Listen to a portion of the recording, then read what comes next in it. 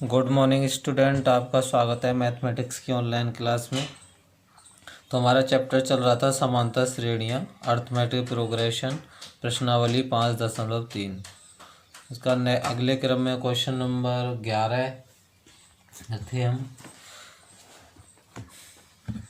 यदि किसी एपी के प्रथम n पदों का योग 4n-n² है तो इसका प्रथम पद अर्थात S1 क्या है, प्रथम दो पदों का योग क्या है, दूसरा पद क्या है। इस प्रकार तीसरे, 10वें और 9वें पद ज्ञात कीजिए।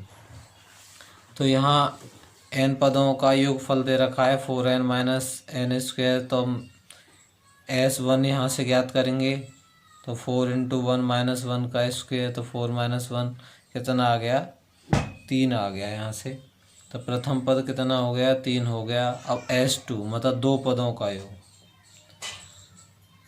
4 × 2 - 2 का स्क्वायर, यहाँ से 8 - 4, तो ये आ गया 4। मतलब प्रथम दो पदों का योग 4 हुआ यहाँ से। तो दूसरा पद कैसे निकालेंगे, तो प्रथम दो पदों के योग में से एक पद का योग, मतलब पहला पद यहाँ से घटाया है, तो दूसरा पद यहाँ से ज्ञात करने के लिए S2 - S1। तो 4 - 3 कितना आ गया, 1 आ गया। तो यहाँ से दूसरा पद कितना मिला, यहाँ से 1 मिला। अब S3 निकालना है, तीन पदों का योग। तो इस फॉर्मूले में रखेंगे जो पहले से आपको दिया हुआ है यहाँ से। तीसरा पद तो 4 × 3 - 3 का स्क्वायर, तो 12 - 9 कितना हो गया, 3 हो गया। तो तीसरा पद निकालेंगे यहाँ तो S3, तीन पदों के योग में से दो पदों का योग घटाएंगे, तो हमें कौन सा मिल जाएगा, तीसरा पद। तो 3 - S3 का मान कितना है 3, S2 का मान कितना है 4 है, तो 3 - 4 - 1। अतः तीसरा पद यहाँ से मिल गया हमें -1। इसी तरह से S9 नौ पदों का योग, तो 4 × 9 - 9 का स्क्वायर, तो 9 चौके 36 और -81, तो ये हो गया -45। मतलब 9 श्रेणी के प्रथम 9 पदों का योग हुआ -45। और 10वां पद निकालेंगे यहाँ से, तो इसी फॉर्मूले में रखेंगे यहाँ से 4 × 10 - 10 का स्क्वायर, तो 4 10 4 जा 40 -100, तो कितना हो गया -60। तो यहाँ से 10वां पद जो हुआ वो S10 - S9, तो 60 -60 -45, तो ये प्लस हो जाएगा यहाँ से। तो -60 + 45 तो -15। तो यहाँ से 10वां पद कितना निकला, -15। तो अतः nवां पद निकाला, तो SN - 1। तो SN की वैल्यू रख देंगे यहाँ से। SN की वैल्यू कितनी थी, 4n - n² माइनस, अब क्या करेंगे, n को n-1 से रिप्लेस कर देंगे। तो ब्रैकेट यहाँ से मझला ब्रैकेट 4n - 1 -n-1 का होल स्क्वायर है। अब इसमें अंदर मल्टीप्लाई करेंगे माइनस से, ये 4n - n², ये माइनस का 4n - 1 और ये हो जाएगा प्लस का n-1 का होल स्क्वायर। तो यहाँ से 4n - n² माइनस का 4n प्लस का 4 और ये n² + 1 - 2n, n-1 का होल स्क्वायर खोल दिया यहाँ से।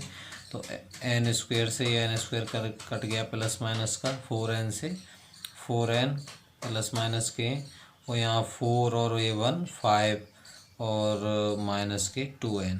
तो इसका nवां पद कितना निकला, 5 - 2n। अब क्वेश्चन नंबर 15।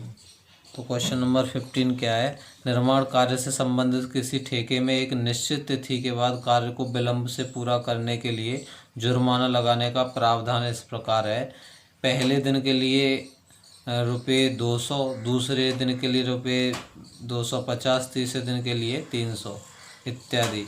अर्थात प्रत्येक उत्तरोत्तर दिन का जुर्माना अपने से ठीक पहले दिन के जुर्माने से 50 रुपये अधिक है।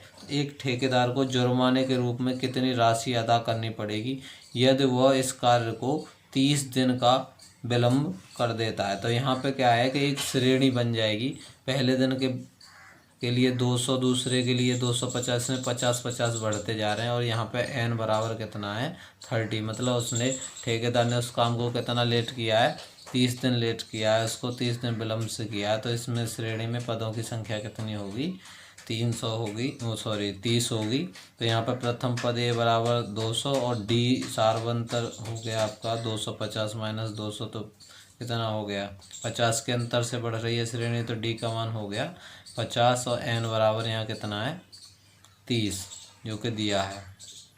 तो S30, तो यहाँ ये फॉर्मूला हम यूज करेंगे, एन पदों का योग एस एन बराबर n/2 और 2a plus n-1 into D. तो 30 दिन विलम्ब किया है उसने, तो S30 बराबर 30/2 और bracket 2 multiply by 200 plus 30 minus 1 into 50, तो ये कितना हो गया? 400 प्लस 29 गुणा 50, ये 30/2 15 हो गया 400 और ये हो गया 1450। इन दोनों को ऐड किया 15 गुणा 1850, तो इसका मल्टीप्लाई करके आया यहाँ से 27,750। तो अतः 30 दिन विलम्ब के जुर्माने की जो राशि है वो 27,750 रुपये होगी।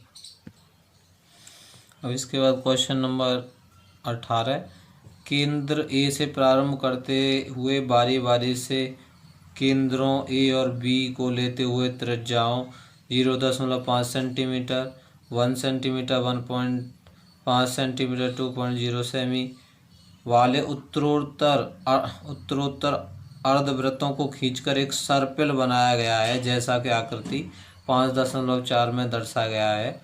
13 क्रमागत अर्धवृत्तों से बने इस सर्पिल की कुल लंबाई क्या है? यहाँ पाई का मान 22/7 लेना है। तो इस तरह से ये जो है अर्धवृत्त बने हुए हैं, जैसे ये पहला बन गया, यहाँ से यहाँ तक बन गया, तो इस तरह से ये सर्पिल बना हुआ है और इसमें कितने हैं?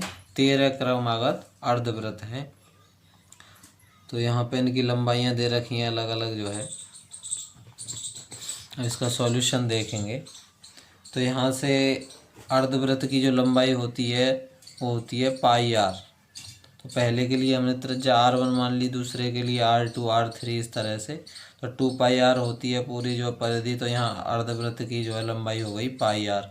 तो पहले अर्धवृत्त के लिए पाई R1, दूसरे के लिए पाई R2, तीसरे के लिए पाई R3, इस तरह से एक श्रेणी हमें मिल जाएगी, जहाँ पे हम R1 का मान 0.5, R2 का 1.0 और R3 का 1.5, इस तरह से हम जो है लगाएंगे यहाँ से मान। और 0.5 का मतलब हो गया 1/2, तो पाई/2 ये पाई हो गया, ये 1.5 का मतलब 3/2, तो 3 पाई/2 2 पाई, इस तरह से हमने सुविधा के लिए इस तरह से हमने श्रेणी को लिख लिया। तो यहाँ पर प्रथम पद ए बराबर कितना है? पाई/2, डी कितना हो गया? इसमें से इसको घटा दो, 3 पाई/2 माइनस पाई, तो पाई/2 आ गया। और यहाँ पे कितने हैं? 13। उन्होंने क्वेश्चन में बोला है कि 13 क्रमागत अर्धवृत्तों, तो एन का मान कितना है? 13, ये जो है पहले से ही दिया हुआ है। तो हमें योग निकालना है इसका, लेंथ कितनी टोटल? तो S13 बराबर 13/2 और 2a 2 मल्टीप्लाई बाई पाई/2 प्लस 13 माइनस 1 इंटू डी पाई/2। डी का मान कितना? पाई/2, तो 13/2 और ये 2 से 2 कट गया, पाई प्लस ये कितना बचा? 12 पाई/2, तो 6 पाई हो गया, तो 7 पाई हो गया ऐड हो गए, तो 13/2 मल्टीप्लाई बाई 7 पाई। तो यहाँ से पाई का मान रख दिया 22/7, तो 7 से 7 कट गया, यहाँ से 2 से 11 बार, 11 गुणा 13 कितना आ गया? 143। तो टोटल लेंथ उसकी, टोटल जो लंबाई है सर्पिल की, वो कितनी हो गई 13 अर्धवृत्तों में? 143 सेंटीमीटर। अब इसके बाद है क्वेश्चन नंबर 20। एक आलू दौड़ में प्रारंभिक स्थान पर एक बाल्टी रखी हुई है जो पहले आलू से 5 सेंटीमीटर की दूरी पर है। अन्य आलुओं को एक सीधी रेखा में परस्पर 3 मीटर की दूरी पर रखा गया है। इस रेखा पर 10 आलू रखे गए हैं, जैसा कि आप चित्र में देख रहे हो। पहला आलू 5 मीटर की दूरी पर है, फिर अगले 3-3 मीटर की दूरी पर इस तरह रखे गए। प्रत्येक प्रतियोगी बाल्टी से चलना प्रारंभ करती है, निकटतम आलू को उठाती है, उसे लेकर वापस आकर दौड़कर बाल्टी में डालती है। दूसरे आलू के लिए वापस दौड़ती है, उसे उठाकर वापस बाल्टी में डालती है। वो तब और वह ऐसा तब तक करती रहती है जब तक सभी आलू बाल्टी में ना आ जाएं। इस प्रतियोगी में कुल कितनी दूरी दौड़नी पड़ेगी। तो इस तरह से हम इसको सॉल्यूशन देखेंगे। तो पहले आलू को जब वो उठा के बाल्टी में डालेगी तो इतनी दूरी जाएगी और इतनी वापस आएगी। तो दोगुनी दूरी तय करनी पड़ेगी। 2 गुणा 5 तो 10 मीटर दूरी तय करेगी पहले उसके लिए प्रतियोगी। तो दूसरे आलू के लिए क्या है कि 5 पहला आलू कितने जगह पे था, 5 मीटर पे था। उससे अगला कितने पे है, 3 मीटर पे है। हर एक आलू फिर 3 3 मीटर पे है। तो 5 + 3 दूरी एक तरफ से जाएगी, उतनी ही वापस आना है। तो 5 + 3 का 2 टाइम्स, तो कितना हो गया दूसरे आलू के लिए 16 मीटर। इसी तरह तीसरे आलू के लिए 2 गुणा 5 + 3 + 3 तो 3 3 ऐड होता जाएगा इसमें। तो ये हो गया आपका 11 दूनी 22। तो इस तरह जो श्रेणी हमें प्राप्त हुई 10 16 22, इस तरह से यहाँ पे ए का मान कितना है 10 और डी का मान कितना है 6। ये फार्मूला यूज करेंगे हम SN = N/2 2A + N-1 × D। यहाँ पे ए का मान रखा, डी का मान रख दिया, एन का मान रख दिया।